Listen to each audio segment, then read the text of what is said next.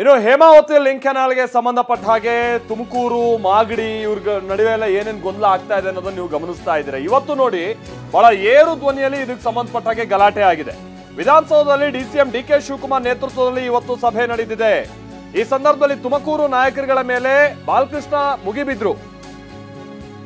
ಏರು ಧ್ವನಿಯಲ್ಲಿ ಹಿಗ್ಗಾಮುಗ್ಗಾ ತರಾಟೆಗೆ ತೆಗೆದುಕೊಳ್ತಾರೆ ಶಾಸಕ.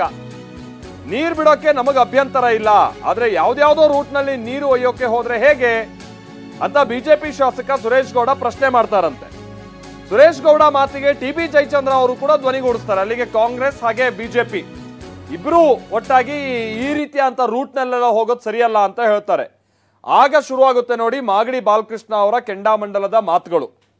ಸಭೆಯಲ್ಲಿ ಎದ್ದು ನಿಂತು ಏರು ಧ್ವನಿಯಲ್ಲಿ ಆಕ್ರೋಶ ವ್ಯಕ್ತಪಡಿಸಿ, ನಾವೇನ್ ಸೇನೆ ರಕ್ಷಣೆ ಇಟ್ಕೊಂಡು ನೀರು ಪಡಿಬೇಕಾ? ನಾವು ಕುಡಿಯೋದಕ್ಕೆ ಅಲ್ಪ ಪ್ರಮಾಣದಲ್ಲಿ ನೀರು ಕೇಳ್ತಾ ಇದ್ದೀವಿ, ನೀರು ಕೊಡೋಕೆ ಅಡ್ಗಾಲ ಹಾಕಿದ್ರೆ ಹೇಗೆ ಅಂತ ಬಾಲಕೃಷ್ಣ ಪ್ರಶ್ನೆ ಮಾಡ್ತಾರೆ.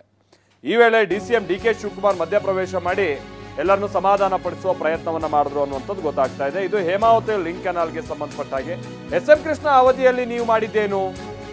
ಶಿರಾಗೆ ಹೇಗೆಲ್ಲ ನೀರು ತೆಗೆದುಕೊಂಡು ಹೋದ್ರಿ ನೀವು? ನಮಗ್ ಗೊತ್ತಿಲ್ವಾ ಅಂತ ಜಯಚಂದ್ರಗೆ ಡಿಕೆ ಶಿವಕುಮಾರ್ ಪ್ರಶ್ನಿಸ್ತಾರೆ. ತಮಿಳುನಾಡು ಆಂಧ್ರ ಪ್ರದೇಶ ರೀತಿ ನಾವು ಕಿತ್ತಾಡ್ಬೇಕಾ?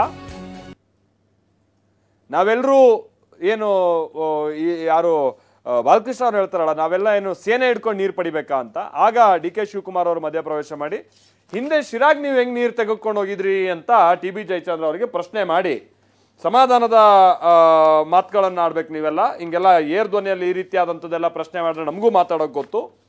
ಈ ಧಾಟಿಯಲ್ಲಿ ಡಿ ಕೆ ಶಿವಕುಮಾರ್ ಮಾತನಾಡಿದ್ರು ಅನ್ನೋಂಥದ್ದು ಗೊತ್ತಾಗ್ತಾ ಇದೆ. ಆ ನಂತರದಲ್ಲಿ ಏನಾಯ್ತು, ಔಟ್ಕಮ್ ಏನು ಸಭೆದು?